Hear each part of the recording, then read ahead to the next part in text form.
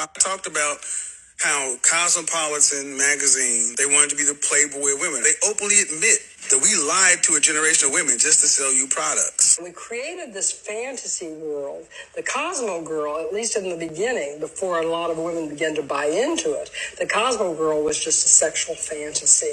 She was a marketer's dream, however. She would work hard, she was on the pill, and she would get an abortion. They weren't going to have to fire her for being pregnant because she was never going to get pregnant. She didn't press for working women's rights. She didn't press for family rights. She didn't press for child care.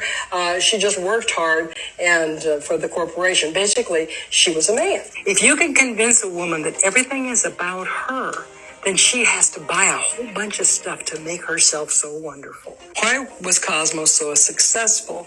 Because it attracted advertisers.